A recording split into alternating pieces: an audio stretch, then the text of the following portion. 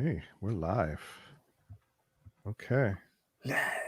It's a live stream.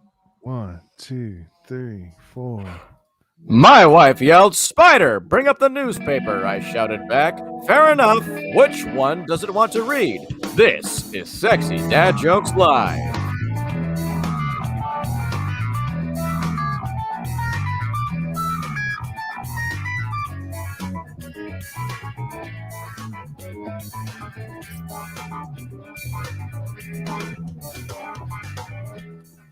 Hey, welcome to Extra the news in manliness. Hello. Today we cover Dr. Seuss canceled, Zack Snyder WB debacle, a lot of B's, toxic masculinity in the oil fields, and an incel murderer is sentenced. I'm here with Johnny Spaz, Mike Mers, and Square 50s guy, and I'm Ben Jammin as we present to you this extra show in between episodes of our Sexy Dad Jokes podcast. Because, you know, dads like me, we can get a little bit extra sometimes. Hey, Johnny Spaz, why did the newspaper reporter talk to the ice cream? Hey, Benjamin. Ice cream. Why did the reporter talk to the ice cream? Because they were trying to get the scoop. Oh. Hey, Square 50s guy, you'd know better than anyone. Remember how people back in the day used to be obsessed over clipping coupons out of the newspaper? Yes, Spaz, there is nothing quite like a fresh glass of milk from the milkman and a crisp morning paper to start the day. Well, I got upset when I couldn't find scissors to cut a coupon. I was reduced to tears. Tears. Say, hey there, Mers. Are you a newspaper? What? Because there's a new issue with you every day. Oh, come on. All right. Well, you all know with the panic shopping that we've been going on the last year, I ran out of toilet paper, of course. And I had to use the New York Times. Ouch. Yeah. These are rough times.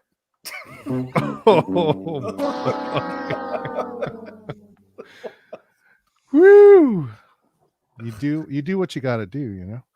Okay, well, let's get to it. Welcome to the live edition of Sexy Dad Jokes, which we call Extra the news in manliness. In between episodes of our podcast, which you can stream on all major platforms, we'll be coming on live to give you a dose of sexy dadness to quench your thirst while you wait for the next episode. In these live streams, we'll be sharing some news headlines and giving you our hot takes. Everyone will have a news item to present, everyone here, and then we'll all offer our reactions to them. So that's basically it. Oh, and if you happen to catch us live, we're monitoring comments and would love to hear from you during the stream. So yeah, is that everything? Anything else there? Let's do it. Well, let's do it. Okay. Let's get to it. First item on the agenda, Dr. Seuss canceled. I'm going to do the little screen share here. How you liking our new live streaming platform, by the way? It's Loving it. Pretty cool. It's sexy. It's quite the bee's knees. Oh, that's cool. Hey, look at that. Oh, I got split screen. That's neat. Yeah. All right. Okay, so I don't know if you've heard of this Dr. Seuss guy. I don't know, maybe some of you might have heard of him or grown up reading his work. But yeah, there's been a big controversy lately about 6 books in particular that have some offensive images, and on Dr. Seuss's what would have been his 117th birthday or something. Man. The Dr. Seuss Enterprises announced that they will no longer be publishing those books because of the offensive imagery on them. What's his PhD in? I don't know. So and so it's some people are saying this is an example of cancel culture run amok. And so we are going to talk about this. So Now I've heard about it, but I don't know what they're getting. Like I heard, the things I heard was that one, that they had offensive images to certain ethnicities inside of some books. Two, the Republicans are using it and reading it on like the House floor, something, somewhere in the government. What's his name? Who's that one Republican guy that got called a bunch of flack for it? Well, what are they saying? No, they're just he literally read Green Eggs and Ham. Oh, filibuster? Yeah, and I'm like, what is going on with these people? And the other thing I heard, I can't remember what it was. Sorry. Yeah, so I think it's interesting because there are clearly some problematic things in there that have not aged well at all, and it's interesting, like, why is it now, after all these years, now all of a sudden it's not okay? And like, there's a part of me that's like, hey, there's some problematic stuff we shouldn't have been showing that to our kids years ago anyways. Did you ever watch Ren and Stimpy? It's like the same thing. Kids aren't supposed to be watching. Well, I'm saying, yeah, right. But it was on Nickelodeon. but so, like, there's problematic stuff on the one hand. On the other hand, does this mean we cancel Dr. Seuss and the body of work? So that I'm sort of like, I'm sort of personally conflicted about it, because I think, well, first off, yeah, absolutely, those pieces of work, yeah, they should be pulled. We don't really need to be circulating images of Black people depicted as monkeys. We don't need that. Wow, really? I don't ever remember seeing that. That's crazy.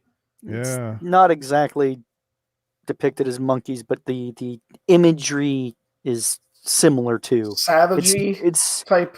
It's like a Homer Simpson mouth. You know how it has that big, yeah. where his beard is? Uh-huh. It's like that, and it was done intentionally to kind of look like a monkey, I guess. I mean, I don't disagree with that.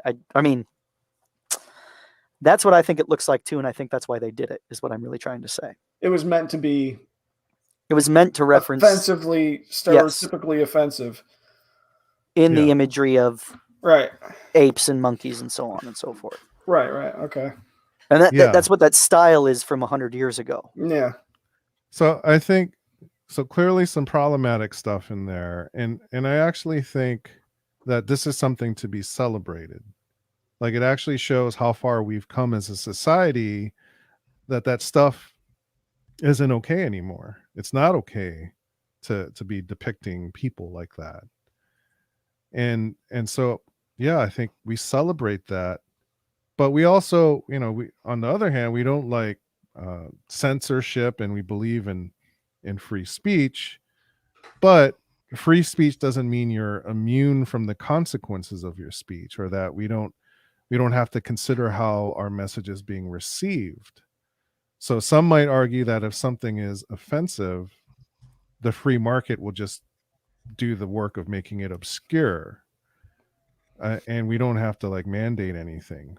But Dr. Seuss Enterprises understands the world is changing, and that the impacts that these forms of free speech have on others and on itself as a business, they're voluntarily pulling these books from circulation. So Yeah, that was going to be my question. Who's actually canceling Dr. Seuss? It's right. his, I mean, it was a self-imposed kind of thing where they said we're going to be pulling these 6 books out of circulation. But meanwhile, there's this big uproar. I consider myself a strong progressive, but I'm seeing even in my own circles people saying, "Oh no, we're not doing Dr. Seuss anymore. We're canceling Dr. Seuss." And I'm like, do we have to disqualify the entire body of work? Because what also happens is now we're basically telling anyone who's grown up reading these books that it's wrong and we're canceling it, and that if you read these books you're a racist. and we're canceling your childhood, regardless whether or not you want to share it with your children. And what I guess I look at it like we're taking away an opportunity for parents to point in the book and say, look, you see this picture right here? Okay, this is why this picture was done this way. And the real problem I have with like cancel culture is it doesn't take away that it happened, and in fact can bring some fame to it. Like you saw the price of these books skyrocket once they said they were going to get rid of them. So on eBay, on Amazon, if you had an original copy with the original imagery, kind of like Han Solo Greedo didn't shoot first. Gosh darn it. Greedo did not shoot first.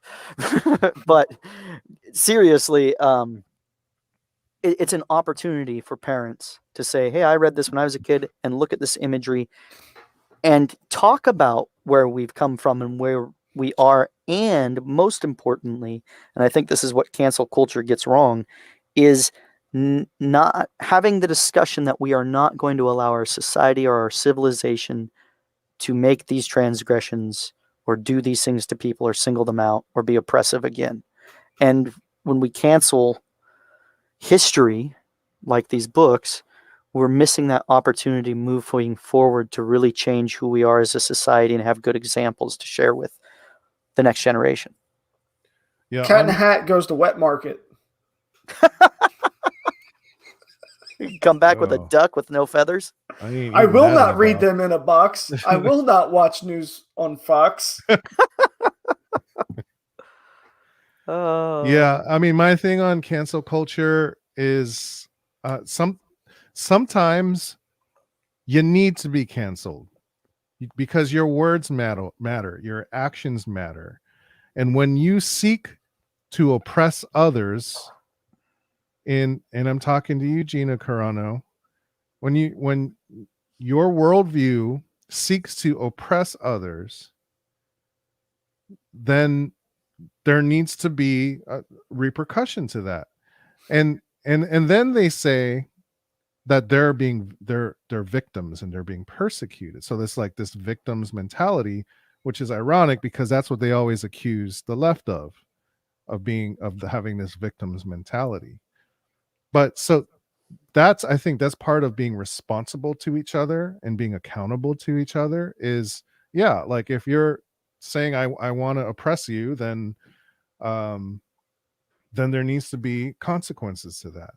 However, there's a difference between canceling someone and holding someone accountable or responsible. Because when you cancel someone, there's no path to redemption or reparation with cancellation. And ultimately, we want people learning from their mistakes, not doubling down. Yeah. And when you cancel someone, you force them to double down. So that's the difference. Now, Dr. Seuss, he's long past. So he's not going to be going on a path to redemption or anything like that. I mean, I personally think what should happen. So there's a Washington Post article that said publishers should basically release the copyright into the Creative Commons so that there's a record of these books, but then they're not profiting off of this like problematic stuff. So I think they should just sort of send it to Creative Commons, pull it from circulation, call it a day. They just have to wait until it goes black market for a few months. Yeah. but does this mean we cancel the entire body of work? I don't No. know. And then Shouldn't. also, these are books that people, no matter left or right, that people have grown up reading. And so if you're saying, oh, we're going to cancel Dr. Seuss, you're basically canceling everyone's childhoods, and that's just going to get people pissed off. You know, like we're trying to we're trying to make progress as a movement, but if we're alienating everyone and saying you're canceled, there's no path for them to see things from our perspective. It's not inclusive. Right. It's in fact the exact opposite. Yeah, It's not tolerant either. I think there's great Dr. Seuss books that are, to me, like you have, what was the one that was voiced by Danny DeVito in the movie? The Lorax. Like they have these fantasy creatures that exist outside of our universe, our world, if you will. You know what I mean? So there's good lessons to be learned, and then there's the obvious. I mean, dude, Walt Disney was super or well known for being like super anti-Semitic, you know, and like all this different stuff, but I don't know. Well, and there's nuance here because those images, I went and looked at them. They are what I would call highly offensive. Yeah. And yeah, maybe they come from a different time when things were different. Yeah. I look at it now, yeah, I'm very offended by them, and they should be pulled. Yeah. But the nuance I'm trying to find here is that doesn't mean the whole body of work should necessarily be canceled. Right. So we got a couple comments here. Let's see from Not Jimmy. He says it's like they were trying to say it without saying it. That was in regard to just the caricatures that were written or drawn into the books. Oh, yeah. Right. Yeah. Okay, and then we got a comment from Chad. There's photos of Michelle Obama reading a Dr. Seuss book to kids. How racist can they be? Huh? Well, yeah. Well, not every book is, and that's kind of the point. Yeah. Yeah. Right. And Johnny, you brought up Disney, and Disney has been doing. We've seen recently a lot of heavy changes with, say, they changed Splash Mountain to they're going to change it to something else because of Brer Rabbit and Song of the South and everything that movie was about. Mm-hmm. So, but they were picking and choosing what to take out, but nobody's going out to say cancel Disney. Right. Because there's been an overall huge amount of content that's been inspiring and good for all audiences, and Dr. Seuss is the same way. Lorax, the Sneetches, Horton Hears a Who. Horton Hears a Who, where a person's a person, no matter how small. Right.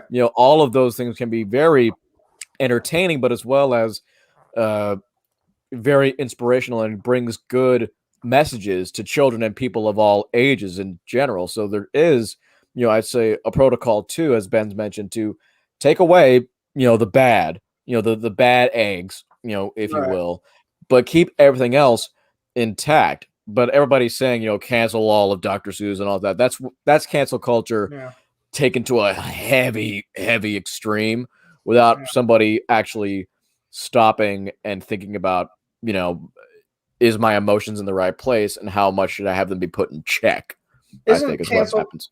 Well, I agree. And isn't cancel culture in and of itself extreme? It is extreme. Just saying canceling can be a very, it can be a very harsh thing because especially in the creative, artistic entertainment field, you're talking about a lot of times people's livelihoods that you are literally cutting out of existence. Right. I mean, so like, Carano being canceled, granted that's a different situation, but she made a lot of money and a living off of being an actress. Now she has to go find other work, right? Yeah. But I think with cancel culture, it is extreme. But unfortunately, a lot of times that's how the modern social media is that because there's such an openness to expressing yourself that people can easily, when they feel, I've done this myself, and I'm sure a lot of people in our chat room here have done this, where they feel like they get so into a moment emotionally, be it angry or sad or inspired, where they just feel like they have to say something. There isn't any sort of boundary filters to go, wait. Should you actually be saying that? Because if you just act on raw emotion, I make this analogy where in war, if you're on the front lines before an attack, if you just go charging in without a plan while having those emotions, you're going to get hurt. There's going to be more serious repercussions than if you actually say, okay, I feel this way. I feel scared. I feel angry. But there needs to be that almost a coming to Jesus, if you will. Yeah. And just before we close this conversation, I just want to reiterate, there's a reason cancel culture exists, because people have been canceled for generations. So it didn't just come out of nowhere.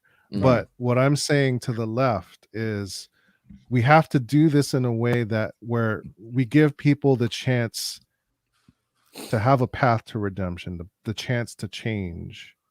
And if we're canceling them out, they have no opportunity to change. So that's what I wanted to throw out there. Yeah. Okay. Guilty till proven innocent kind of thing. Mm-hmm. Got to give, and I think that's part of that cancel culture is somebody's immediately penalized for if they made a mistake, and if there's no pathway to redemption, then you're creating things like QAnon, perhaps. Right. Okay, so let's move on and talk Justice League. So, Josh, Square 50s guy, you're up. All right. So, as many people might be knowing already, or may have heard about with, social media and everything right now, that there's a new Justice League movie coming out that's called Zack Snyder's Justice League.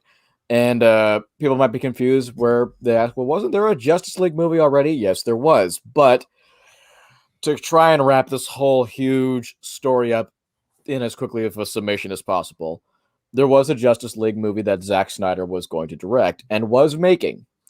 But there was some behind-the-scenes drama, a lot of, corporate mandates from Warner Brothers, WB, that they were trying to follow. And Warner Brothers was having a bit of concern with Zack because the last two films he did, Man of Steel and Batman v Superman, weren't given as much praise financially as well as critically, because sometimes they were a bit divisive. I enjoy them personally. Yeah. But because of that, Warner Brothers had concerns, so they had to send people in to sort of keep an eye on Zack while direct the film. Justice League was going under principal production. But there was a lot of conflicting ideas and a lot of conflicting creative decisions being made with the film, and Warner Brothers was very strict about having these restrictions put in for the film, not having this in, having the film be 2 hours, so on and so forth. A lot of pressure was put on Zack and his wife, Deborah, who's a producer. But what happened was, in the middle of production, Zack Snyder's daughter, if I can get her name up properly here, his daughter, hold while I'm trying to find Autumn, his daughter Autumn, unfortunately took her own life. And that was a catalyst point to where Zack and Deborah quit production. Warner Brothers then put it in another director, Joss Whedon, who directed the Avengers films. And Joss Whedon took over the whole continuing production of Justice League, and thus the film was fast-tracked to release in 2017 with a lot of rapid changes. Almost none of it, as Zack has said, is what he originally filmed. But the film came out. It did not succeed in any format, box office-wise or critic-wise. And it was even put in early on this report in Vanity Fair that Zack Snyder's wife, Deborah, and acclaimed director Christopher Nolan went to go see the film, and they both said to Zack, do not go see this film. Do not go see this film. Wow. And afterwards, there was a lot of reports about how Snyder had his version of the film on his laptop, and that there was a Snyder cut out there. And that's when the fan community began to voice out to say, #release the Snyder cut. In essence, the true original Justice League film, because a lot of people were saying that, hey, this is just not what the film we were promised, number one. And at the same time as well, it seemed a bit unfair that you didn't just allow Zack Snyder the time to grieve and then have him come back fully ready to take on the film as he intended. And so how this kind of fits into toxic masculinity and toxicity is I was looking at this as you have corporations, this being Warner Brothers in this case, having a heavier interest in just trying to bring out content to try and make money at the expense of not allowing a person, in this case Zack Snyder, to follow in the vision that they agreed upon when they signed the contract, number one. But at the same time, the man lost his daughter. The better thing would have been to let him grieve with his wife, Deborah, and then when they come back and say, hey, we're sorry, let's start again. We don't have to have it released in 2017. Let's make sure we make this film right for you, for us, for the fans, for Autumn. But that didn't happen. Warner Brothers went ahead and just went, we got to get this out here. We got to have it 2 hours. We got to do this. We got to do that. And then Zach had to just step away. And now we have this thing in 2020 where they announced the film was going to be remade. They finally came back to Zach and said, you know what? Let's get this thing made. And in your original vision, how you wanted it, they're adding in all the special effects and shooting a few scenes here and there. The whole cast came back. And now it's all coming out. The original Snyder film in its entirety of 4 hours and like 10 minutes on, for streaming next week. So fine. It's a Hollywood ending to a Hollywood story, as they've put it. And it really is. Unfortunately, there was a lot of, very tragic things that happened in the production of this film. And this also fits because we also have a superhero episode coming on down the line for Sexy Dad Jokes to look forward to later on down the way. That's that is the Snyder Cut debacle in a nutshell. Nice. That's crazy. I was never, just to step out in front and say, hey, I'm not partial to Marvel or DC. I'm like with Star Trek and Star Wars. I can like both. Yeah. Okay. Star Wars is a galaxy far, far away, and Star Trek is the future from our planet. Okay. They're completely different. And they could both exist. So in my mind, they can, if we're going to go down the multiverse path, then why can't I like anything? Don't tell me how to like things, people. Anyway. Just to set it straight there, Johnny. Set it straight. I'm not picking sides here. Just saying. Do you like bananas? I do. Good. Anybody got a hammock around? Anyway. Oh, no. What in the actual... Oh, yeah. Ben? Oh, Look, my goodness. I'm just saying. My point was, like, It's I didn't a banana. Banana. For the win, man. I like it. Go bananas. Has anybody here seen any of the DC movies? Like, to me, I'm just going to use this word I've as seen a them. script. It's just not saying about the actors, just the film itself as a whole. I just think it's trash. It's forgettable, is how I describe it. I instantly forget it as I'm watching it. It's like delete as it's happening. I just don't like the Marvel movies, all of the 21 movies that they've done in the last since 2008 or whatever. Been, I don't know. They really grab me. They speak to me, and I'm watching. I'm like, yeah, this is what I would expect from Hollywood, but it's pretty. There's some substance there too, but I don't know. To me, the whole DC thing was just like, I saw Jared Leto as the Joker, and I like him in 30 Seconds to Mars. Their first album was a big deal for me. I love that album, and I don't know. I'm just like, okay. You got a banana there on the desk or what? Me? Yeah. No, it's just a pencil. Bananas are bigger. Maybe. Depends on the hammock. Moving on. But it is fair, though, just Spaz, that you brought up, you thought that DC was trash and, they can be forgettable as, the movies were not good recently. And that's fair because, there should be a point to also learn here where, there's a saying of, film is subjective and that people can all have their own opinions on, as you brought up, Spaz, people can like Star Wars more than Trek and vice versa. People can like Marvel more than DC or vice versa. I like both. I like both Star Trek and Star Wars and both DC and Marvel. Yeah. I like them both equally. And the biggest, I guess, a good, healthy lesson to give is that to respect people's likings and interests and just say that, if somebody likes something more than you, as far as, say, a movie, about fictional characters a lot of the time, or a science fiction show about aliens who may or may not be real, Ben, they do it, they should respect those opinions and just have it be at that. A friendship should not be destroyed because, somebody likes Superman, and so I think they're stupid. Really? Is that really how a friendship should end? Yeah, every single commonality under the sun, but because they like the Kryptonian more than you can't be friends with them. Really? Well, and then getting to the toxic piece of this, what Warner Brothers did. Here's a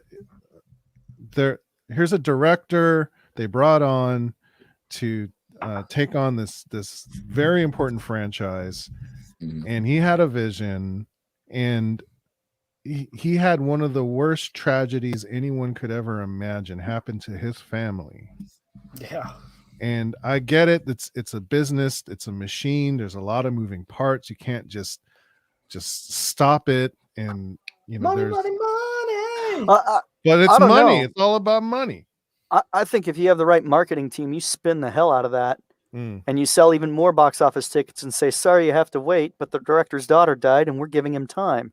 And if you've got the right marketing team, you can just stretch that out for days. They could have handled that so much better. If they were worried about money, they should have just made a good product instead of pushing this garbage down our throats. Yeah. Does Warner Brothers make movies, or does Warner Brothers make money? And then get mad when somebody cancels something. Or yes, whatever. That's a good. That's the a good answer response. is yes. Yeah, and what they make as movies is, I don't know. They've had some good ones, but Harry Potter, they did that franchise, but whatever. Yeah, whatever. This reminds me of a story. I was maybe 4 or 5 years ago. I had an apartment fire, and the apartment right below mine was an inferno. 2017, right? I believe so. Yeah, and I'm like, holy shit, that's been that long. Yeah, and I mean it was pretty traumatic. I mean, everyone survived. Everyone was fine. My cat Smokey was stuck inside, and yes, her name was Smokey before the fire. But I thought she died, and finally the firefighters came, put it out, and I was outside. Everyone was outside, and I had just pulled up from the grocery store to my apartment to find it in flames. And so I thought she was a goner. And wasn't that your son's cat? Yeah, it's Jack's kitty. And so I was pretty distraught. And thankfully the firefighters came and they found Smokey alive. And she wasn't even on the news, like the photo of the firefighter holding the cat, There's clips on the internet. Yeah. Wow. Anyway, so all that happened, and my employer at the time, my boss, basically, and so I was basically homeless. I was living in a hotel put up by the Red Cross, and scrambling to figure out where am I going to live and what am I going to do, and all my stuff is all the smoke damage, and what I'm going to do with all of it. My boss wrote me up for missing work, for missing time at work. That one lady. God, I hate her. I hate her. I never hated somebody I never knew that much. She's probably threatened. But it just reminds me, it's like this dude just lost his daughter, and the WB's like, well, we got to get moving here. Money. I don't care about your daughter or what. We got to keep things moving. It's like, have some compassion in life. Like, come on. Right. Well, there are more important things than a stupid movie. Sometimes contracts don't have compassion written into them. And I don't know how much it costs per day to have a set just stay open, running, whatever you want to call it. But I know it costs hundreds of thousands of dollars to just have a set sit there for X amount of time. And that time isn't written into that compassion isn't written into the contract. I'm by no means making an excuse. Like I said, they could have spun it and done a lot better job than what they did. But I get where they're coming from. Like, how long are we going to pause for you to mourn for your daughter? And I'm not saying that he shouldn't have done it, but if it's 6 months or 6 years, when can you come back and do the movie? Every day costs X amount of dollars just to keep the set there and the crew there. So, and then who else do you have on contract, right? I mean, there were some big names on that movie. Wasn't Jason Momoa or something like that? What's that guy's name? Momoa, yeah. Momoa, yeah. Wasn't he Aquaman or something? Well, Yeah, that's he's what in there. I mean. I said there's a lot of moving parts here, but Yeah. sometimes in life you're going to have to audible. Yeah. And the thing is, too, is like, well, we also saw where now in this last year, all of these films had to stop production because of COVID. They all just Right. had to stop for so long, without doing a thing, and that's worse, more so. I mean, yes, what happened to Zach's daughter was absolutely terrible, but now like the whole planet had to stop because of, COVID.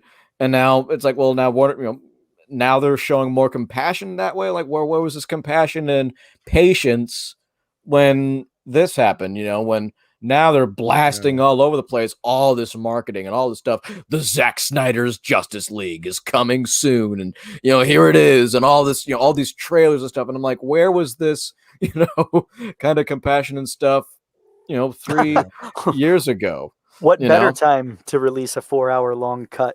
I know, during COVID, right? Like this long movie. That's probably why they kind of want to do it too. I'm sure it's very abnormal for them to go back, switch directors, like give somebody a second chance, all that, and then re-release a film that was already released with a different cut. That's not normal at all, and it may even be a precedent. I'm not sure, but Smokey heard her name.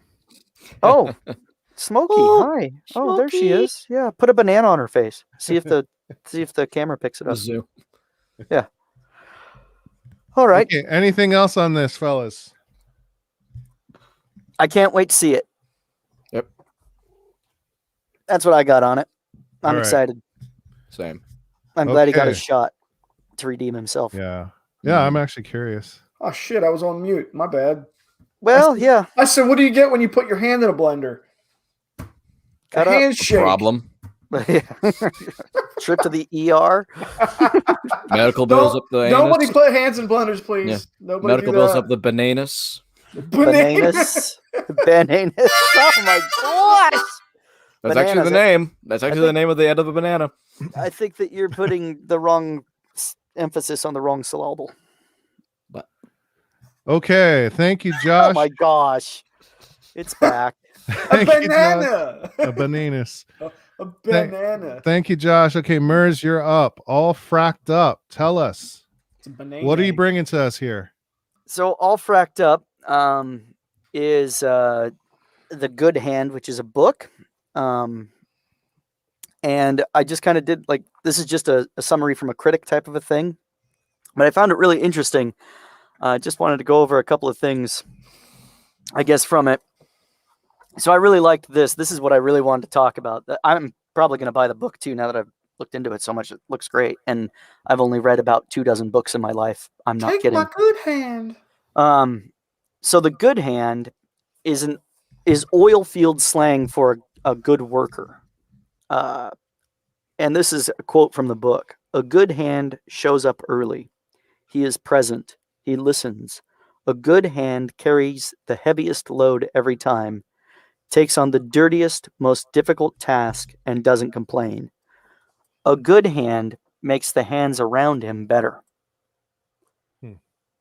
Now, that just really struck me as, I'll just go over it. Shows up early. He is present. He listens. Carries the heaviest load every time. Takes on the dirtiest, most difficult task, and doesn't complain, which is kind of a good thing about stoicism, I guess. Stoics. Oh, well, forget that. I'm not going to even. Yeah. And then a good hand makes the hands around him better. And that to me is really kind of the embodiment of what it is to be a good man as opposed to what it is to be a real man. Which is something that I'm kind of trying to figure out. What are the similarities between a good man and a real man? Yeah, otherwise there's a distinction without a difference. Right. So Stoics, like the toxic masculinity traits, some of those traits are shared with good men, and real men, quote unquote, to put the two together. And I kind of look at toxic masculinity as the real man trope or stereotype. Mhm. And I look at the good man as more the guardian leader type. The other really good part about that quote that I read is there was one more little bit, and this really stood out to me. And it kind of goes back to that cancel culture that we were talking about earlier. No one is a good hand all the time. Hmm. So, and I believe that's true. Like, we're not all saints, right? So men are going to be toxic occasionally. It's very difficult not to be. It's very difficult to be good all the time, if that makes sense. So Mhm. there are some toxic tendencies that we all kind of do when we're Mm, frustrated or mad or whatever. right. So I thought it was important to put all of those, like, those are all good traits, I think. That doesn't complain was the only one that kind of stood out to me as the stoicism. Yeah. Takes on the dirtiest, most difficult task and doesn't complain. So this is about the oil fields in North Dakota, specifically Williston, North Dakota, and the population there was about 10 to 12,000 in the early 2000s, or excuse me, let me say that better. In like 2005, the population was 10 to 12,000. It then tripled, then quadrupled, and some people say quintupled, if I'm saying that word correctly. And the rent was more expensive than San Francisco. And if you look up some of the pictures online, you will see what people were living in. And the industry is primarily male. So you have derrick operators in oil, gas, and mining. The fatality injury rate is 46 per 100,000 workers, which is more than roofers and more than garbage collectors and iron workers and delivery drivers. So 46 per 100,000 workers, and only 19% are women. So when you have this big boom in North Dakota and you have a lot of men running to it to make a lot of money very quickly, which is why the author, let me see if I can get his name right, wanted to go there. He wanted to do it just like the old, gosh, now I can't think of those guys' names. This gentleman's name is Michael Patrick F. Smith. That's the author of the book. And it was compared to like Jack London or Sam Clemens, right? So Sam Clemens, San Francisco Gold Rush, or Jack London in the Klondike. And I thought that was really kind of neat that it's an American, or not an American, but a modern person that took on the same kind of. I mean, we were in a recession when he moved there, which is very similar to some of those other books that were written. So I thought Samuel Clemens was Mark Twain's real name. yeah. So different Sam Clemens? No, same Sam Clemens. Same guy? Yeah. They're comparing it to the San Francisco Gold Rushes Oh, yeah, okay. that he wrote about, and then Jack London in the Klondike, because it's a rush for black gold, right? Oil is black gold. Oh, So yeah. Texas tea. The way it was written was the author decided to go and actually get a job and see if he could make some money real quick, because he was a struggling artist, and kind of get his life on track. And he was really taken aback with the camaraderie and brotherhood and fellowship that was there. Yeah, that's cool. I think the good hand kind of reminds me of the guardian type. So they're less a warrior and more of a guardian who's just comes in, keeps their head down, tries to do good work, tries to help others. Well, I think, yeah, it's very specific the way that he wrote those pieces, right? Shows up early, present, listens, heaviest load every time. So you are really serving all of those around you, and Mhm. then giving them something to live up to, right? And So a trying good to hand, make their lives better and make them better. maybe not just maybe focusing on the work, but the good hand makes the hands around him better. Yeah. And I think the really important And- part about that is there's an example there, right? For other men to look up to if you're a good Empower hand. others. Yeah. Then there were also several other articles. Oh, articles, is that the right? There's one in Glamour magazine with a woman who did the same thing. Let me see if I can get her name right quick. She was. Is this her? This has got to be her. There we go. So Glamour magazine, and boy, I love it when ads just pop up constantly. Blair Briotti, and she said some crazy stuff too about being there and what she had to go through. And she said, though people warned me that this is all male metropolis wasn't safe for a 29-year-old female reporter alone in a trailer, I wasn't prepared for the level of sexism, misogyny, and violence toward women that I saw. Oh. And then she said, another person that she quoted, that author, Blair Briotti, she said, how do we teach our children and our grandchildren that things have to change if everybody pushes it under the rug? This was somebody who brought a lawsuit against the oil companies because she got a sticker on her desk that said, well, I don't know if I can actually say that on. If your blank hurts, go see a doctor. And that blank is the same thing that our former president mentioned, grabbing. So that's the sticker that she got on her desk. And then she, oh, wow. yeah. So if your blank hurts, go see a doctor, basically. Something like that. It was something very close to that, which I was just like, wow. Cool. So she brought a lawsuit. Jeez. And I thought it was really important that woman bringing the lawsuit, Marcello was her last name, said, how do we teach our children, our grandchildren, things have to change if everybody pushes it on the rug? Nobody is going to realize there's a problem.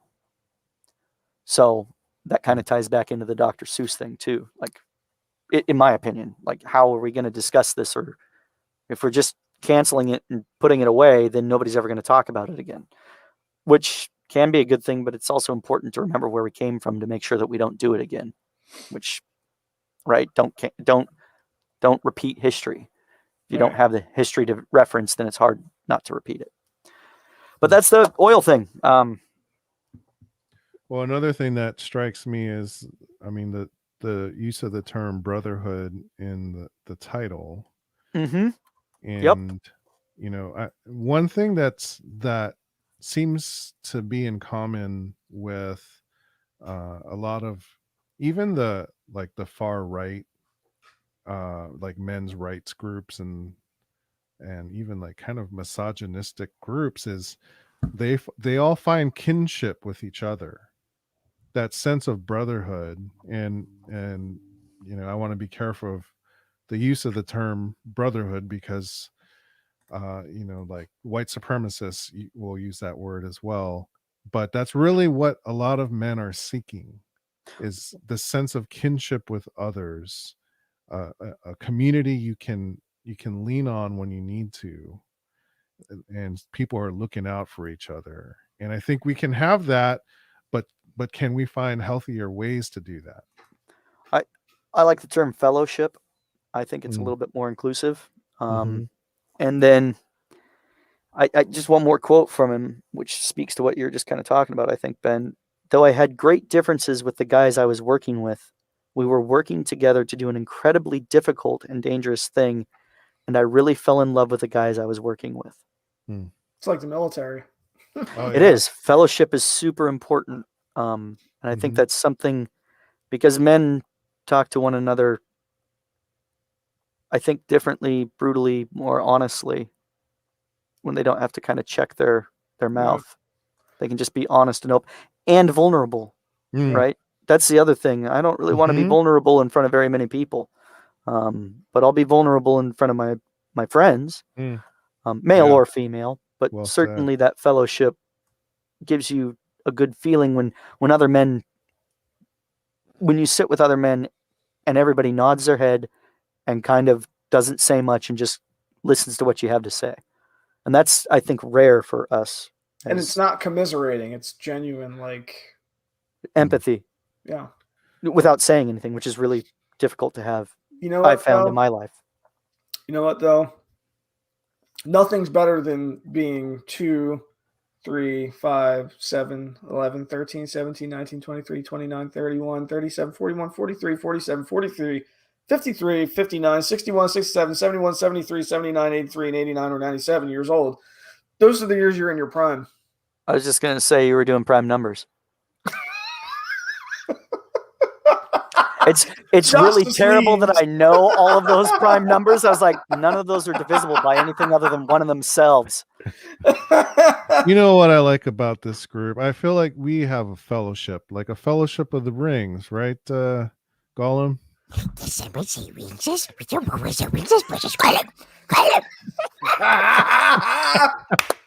Now, if all we could only be more like Aragorn. All right. What's Randy got to say about that? He is an excellent guardian. He was an excellent guardian.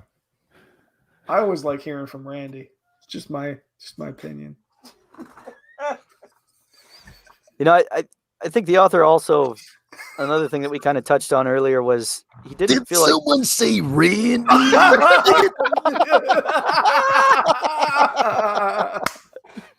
Savage. Oh, yeah. Savage. Yeah, that's good. Oh my gosh. So I guess it's my turn. Yeah, okay. So thank you, Mers, for sharing. And our final article of the day comes from Johnny Spaz. What do you got? All right. So a few years ago in 2018, there was this guy who I won't name because the purpose of his actions were to be famous, so I refuse to name him. He was Canadian. He was a self-proclaimed incel, and he rented a van and ran a bunch of people over, and he killed like 17 people. Killed 10 people and injured more. Yeah. Oh yeah, killed 10, and it was like I think 16 17 counts of attempted. Right. It was a whole bunch of. Well, he went to court, and they were not. Justice was served, I believe. I'm not so sure that would be comforting to the people affected by that event, but you know, it was the Ontario Superior Court Justice and Molly who said the accused had craved infamy for his killings and refused to use his name, referring to him throughout as John Doe in the court case. Yep. So we talked about incels on our last episode, I believe, and we, you know, there's a toxic masculinity component to that whole group of individuals, the incels themselves, and basically he came out the person, the John Doe, if you were, as it were, got actually pleasure from doing this, according to this, showed no empathy, no sympathy, no remorse for all this. And, you know, he said the prosecutors had argued that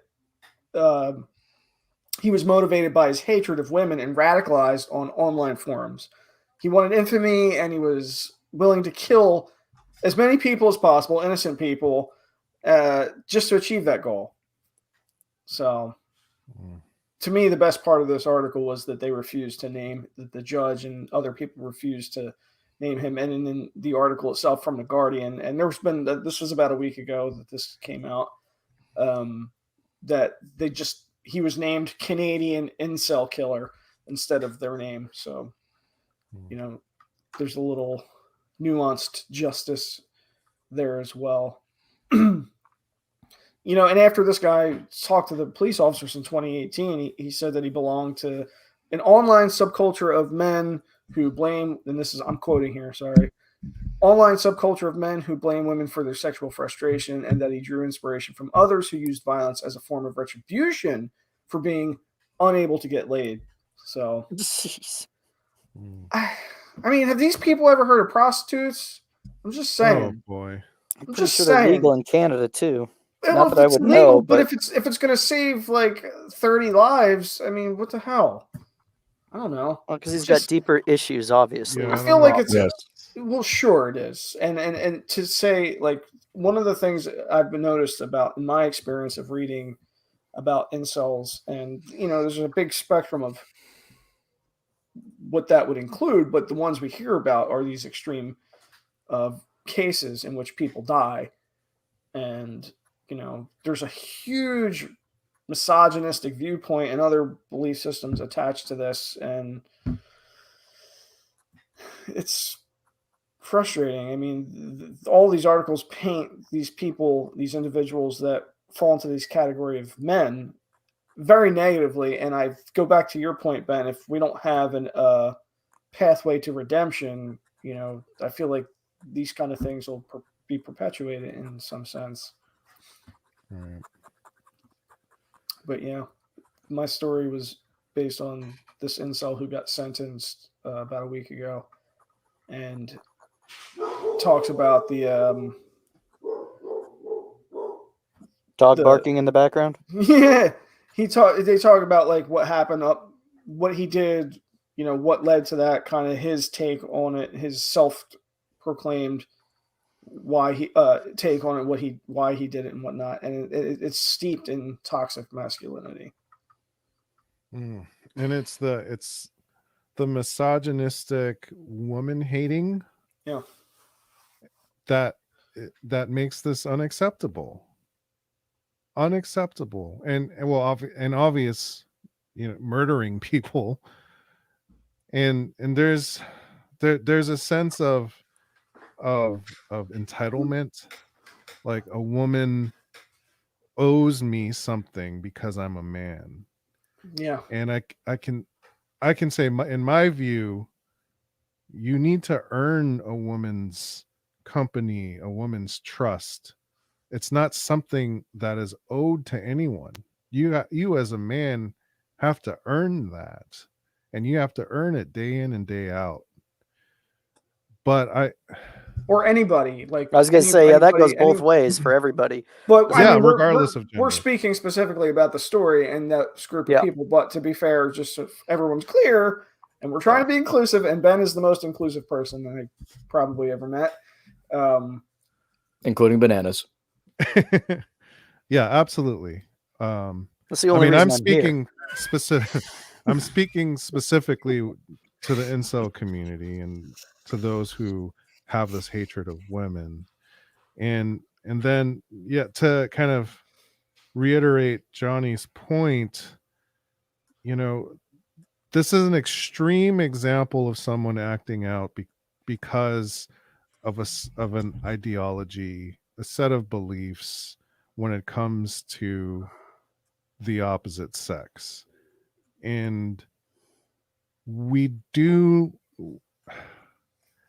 like, it's hard to find empathy for a murderer, right? I don't know. But not everyone in this community is a murderer, first off. And I want those folks to be able to have a path to a more healthy worldview, a more healthy way of thinking. But I don't know, it's a tough one, because it's, and we talked about this in the last episode.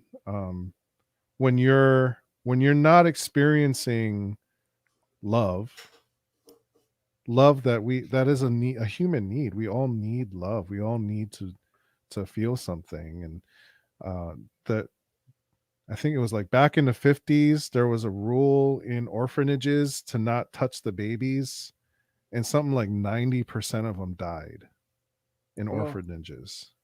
I've heard some story like that's putting a flag up for me. I remember reading touch something is like that. Touch is a basic affection, whatever it is a basic human need. And when you're not experiencing that, What's going on over there? Nothing. We're Just trying to touching. touch you. Reach through my camera and touch you. Oh, Touch Reach screen. out and Touch touch it. someone. Streaming high five. Boom. Yeah, let's get rid of all of our ugly mugs. No, except for Ben. He's gorgeous. You're but fucking gorgeous, mate. but in the Square absence 50's dropping F bombs. in the absence of what you need, SF50s guy. I can see how you would fall into this spiral. And gosh, I just with sexy dad jokes, I want to throw out a lifeline, you know? Yeah.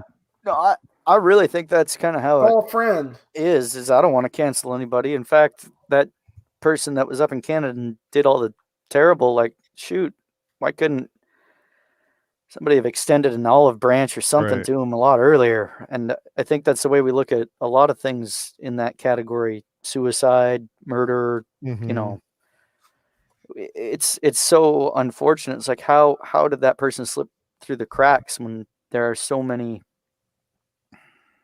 services? Or let's forget about all the services. Let's forget about what's out there for people. Let's just go, how many people did he live by? How many people did he work by? How many people did he know? How many people was he around that he was not getting that kind of attention. lower hierarchy need satisfied, right? That Right. need for love, which is Mhm. you need that before you can even begin to transcend out of being an incel or out of Right. a alt-right group or out of any kind of extreme or fanatic situation. You got to have that support and that love around you. Mhm. I just want to take a moment to thank Ben for telling me what multifarious means. It really means a lot. What? Is that kind of like putting a horseshoe on? Is it? You can do Is it Farrier? Oh. It's on thesaurus.com. It's pissing me off. We got spaz and merch or bring out the thesauruses. I don't like them nerd talk going out of this live stream. What? Josh is a ventriloquist. Oh boy. Okay, Here it well, thank you for bringing the articles, and thanks to everyone for watching and tuning in here to Extra, because we're bringing that dad extra energy here. And yeah, we're gonna try to keep this up, and then stay tuned for our next episode, which is gonna be podcast episode, which is gonna be on toxic superheroes. So, any final words, fellas? Butt cheeks. Which country has the most oil? Oh. Oh, go No, ahead, please. Square No, 50. Mike, go ahead. You had a dad joke. Go ahead. No, I just want to know which country has the most oil. I thought we were doing like oil rigs and stuff, and now, well, which country has the most oil? Don't know the answer to that. Greece. The one that's the most rigged. Oh, Oh, the most rigged. Oh, that was even better. The one that has the most rigged elections. Oh, Oh, no. I was just going to say, that's what. rigged directions. Rigged directions. No. It did can't even. We It's did so unfair. Cannot support that stance. I cannot support that stance. Nobody said I had to wear pants. Can't see below this desk. I cannot support that stance. Square 50s guy, final word. I gotta say, since we're talking about superheroes, I hope we get to talk about a cult classic hero in Captain Underpants. Tra-la-la!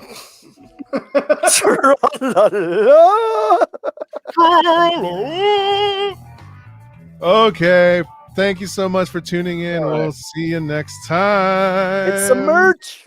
Woo! SexyDadJokes.com. We're on Facebook, TikTok, Instagram, all the things. Follow us.